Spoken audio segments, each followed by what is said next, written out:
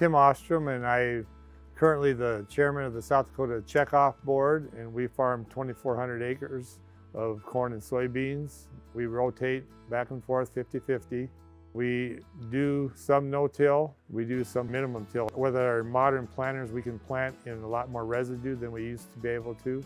No-till definitely keeps increasing in South Dakota. Conservation tillage is growing. The way farmers manage their land is evolving. We have pesticides and herbicides out there that allow us to farm with less tillage that we have in the past. We just hope that different herbicides that we're using stay available so that we can do a good job.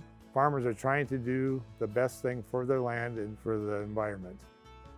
We just came off a very variable year in South Dakota.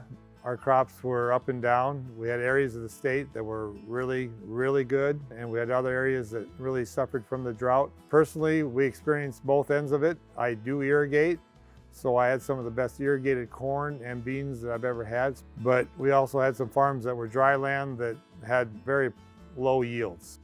You know, the commodity prices have been fairly good this year, and demand for soybeans is exceptional. We've got demand for meal, but probably the biggest win we have right now is oil. We have new products coming online. Renewable diesel is creating a huge demand for our soybean oil. Sustainable aviation fuel, SAF, that market is still small, but looks like it's going to be a growing demand coming from the airline industry wanting a renewable product. So there's excitement in the future of soybean production.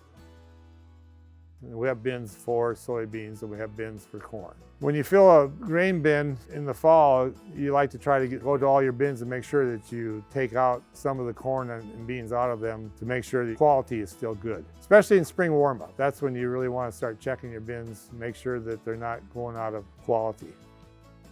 AGP built a fairly new one that's been going for a little while now, and that's been an advantage for the northern part of our state to have that facility there. They have one at Volga, South Dakota has a smaller one. So those are the two touch points for us for soybean processing. But AGP is going to be building another one in Nebraska. And we have some plants around Sioux City that process. So that's where some of my beans go, is to Sioux City. I think in our state, with the dry conditions that we're experiencing from last year, and so far right now we have very little snow cover. There are cracks in the ground that normally you would get in the late summer. We have them right now. We could get rain this spring, and that could change in a hurry, but right now we got very dry conditions.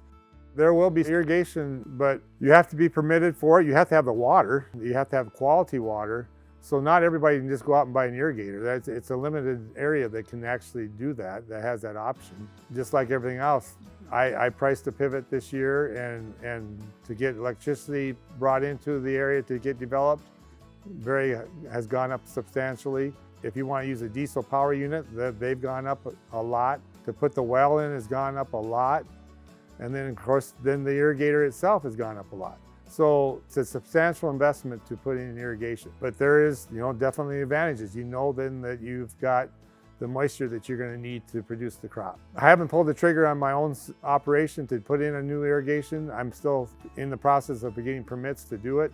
May still do it, but costs are a big concern on that. You have to pay for a permit, but so far in South Dakota, we can use the water. If the water's available, it's there for you to use. They monitor that. They make sure that the aquifer levels are maintained.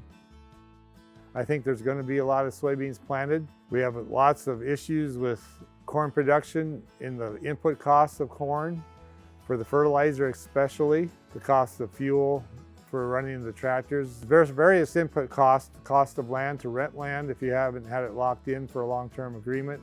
Most of the landlords are asking for more rent, and so there's substantial input costs that farmers are looking at this year. And then of course they got to look at how dry the forecast presently is and some of the risks that are there. And I think that corn on corn acres is my guess will be down. I don't see the corn acres going up this year, but I think soybean acres will be up